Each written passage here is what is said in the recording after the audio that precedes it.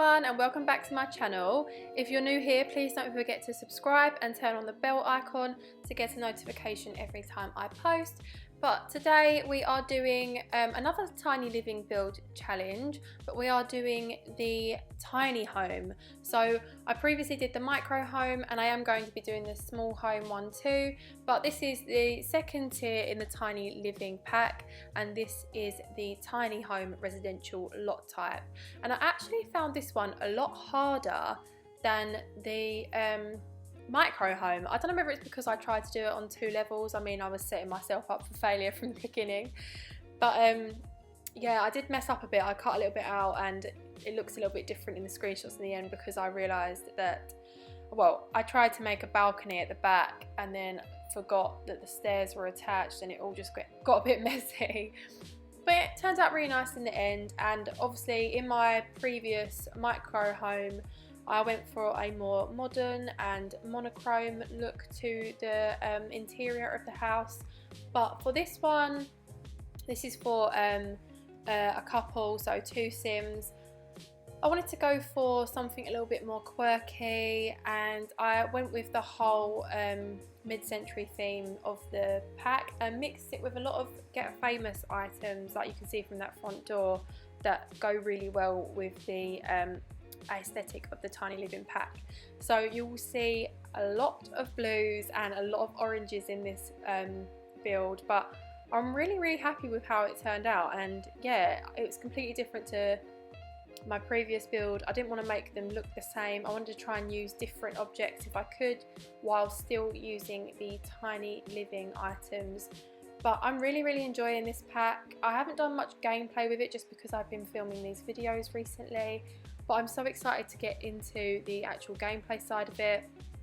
And yeah, building this, I did find that it was a lot more expensive to build than the micro home. I mean, obviously there's more room, but the micro home I managed to do under 20,000 simoleons, whereas this I had to use a few different cheats in order to get the right amount of money. I just used Kaching quite a lot of times because I didn't want to use my overload. I didn't want to go too overboard. I still want it to look reasonably sustainable. I didn't want to use like really expensive items, but yeah, I did find that this was a lot trickier, and I would not recommend doing it on 2 floors. I don't know why I did that, but I mean, I tried, and I thought because the other one you obviously can't do on 2 floors, that I would try and do this one on 2 floors, and I don't think it turned out too bad. I'd personally love to live in a house like this. I think it's really cute, and I've never really done a house build where things, well, it's all like themed around the colour blue. I'm not really a fan of the colour blue for like furniture. I mean, for like clothes and things like that, I like it, but I've never really, like those blue windows you can see there, I've never used them ever in a build, I don't think, ever. I mean, if I have, I don't remember, but they're not the sort of windows and not the sort of colour that I would usually use.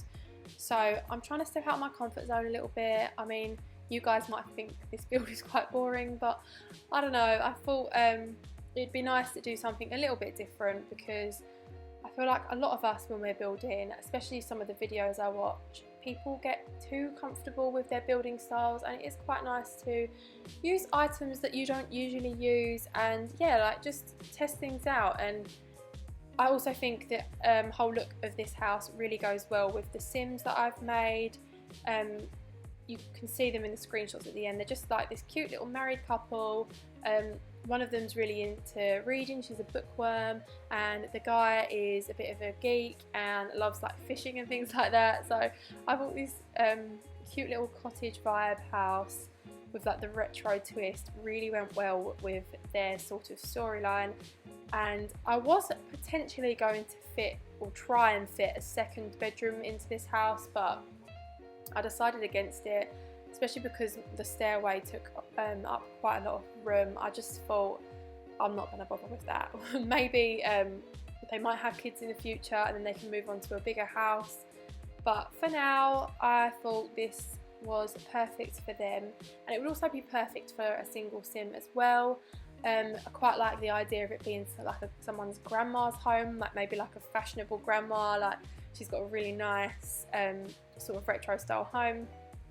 But I will be putting this on the gallery for you guys to download. Obviously, to download this, you would need the Tiny Living Stuff Pack, otherwise you're not going to have hardly any of the items. And for this build, I did mix a few items from other packs too, especially like Get Famous and like Parenthood, things like that.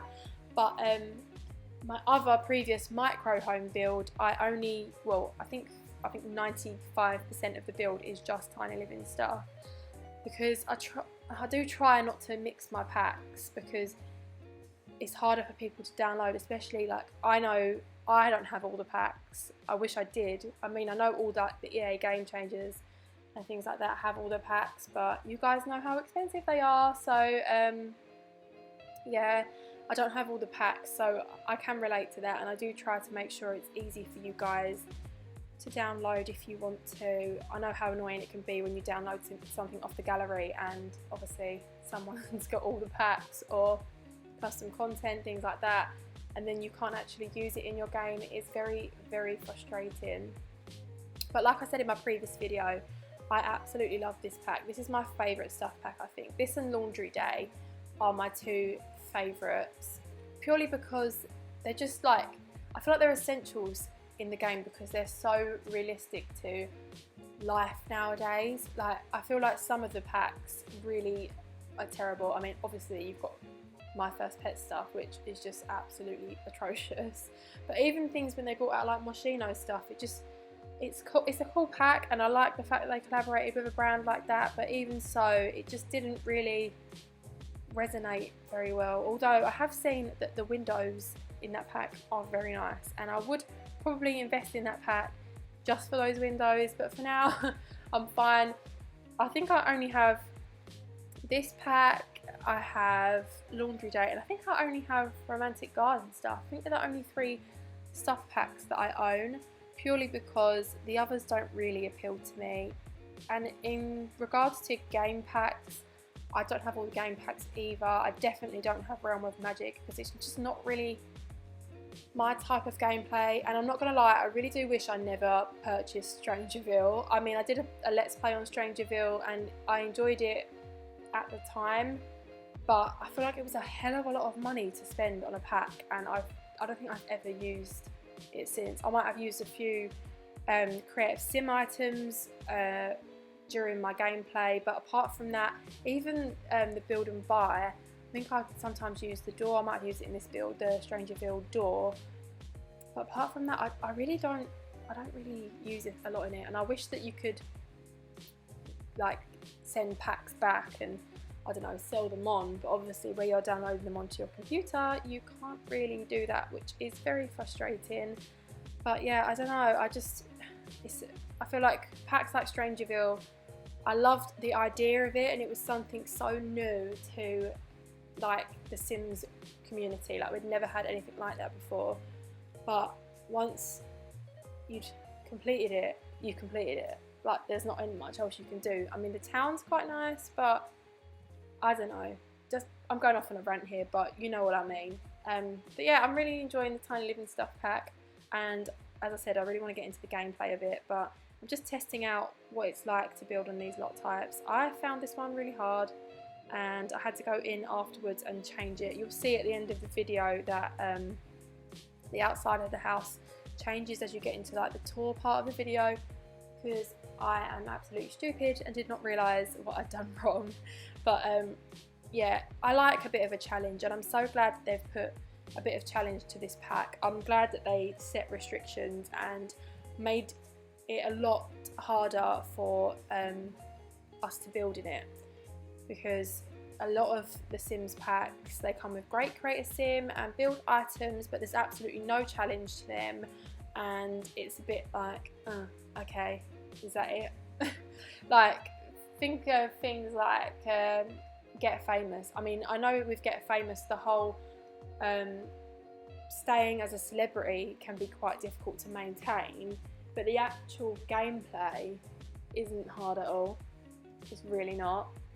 And I feel like this, especially for people that absolutely love to build in The Sims, this is an absolute staple pack, because it's just so fun. Like, to have restrictions to it. Otherwise people just go crazy and build these absolute mansions, or they try and build a tiny home, but realistically it's not a tiny home.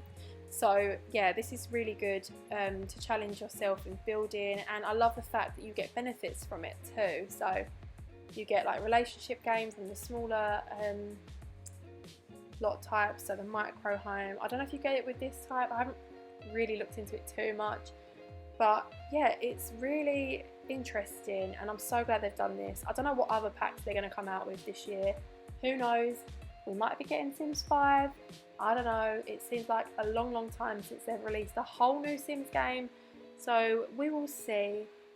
But yeah, here's where, or in a bit, I cut out where I went wrong, because I was moving this forward, not realising that the stairs were moving with it, and it cuts into the whole downstairs, and I'm just really dumb and I didn't realise what I was doing. So I thought, oh yeah, it looks really pretty at the front, like we can do like a big like, what do you call it?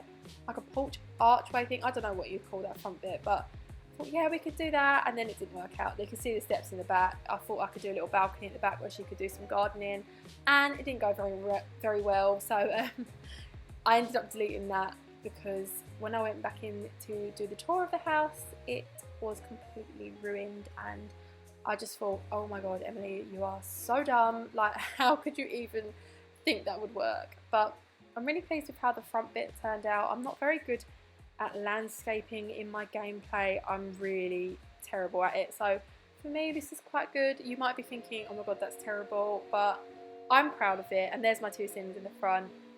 One's called Miles, and I can't remember, I can't remember her name. I just made them using the Tiny Living create sim items. But yeah, I'm getting towards the end of the video now, and then I'll give you a tour of the house. So I hope you enjoyed my tiny home build. Please like and subscribe if you enjoyed this video. And yeah, we're going to get into the tour pretty soon. So thank you for watching, and I will see you guys in my next video. Bye guys!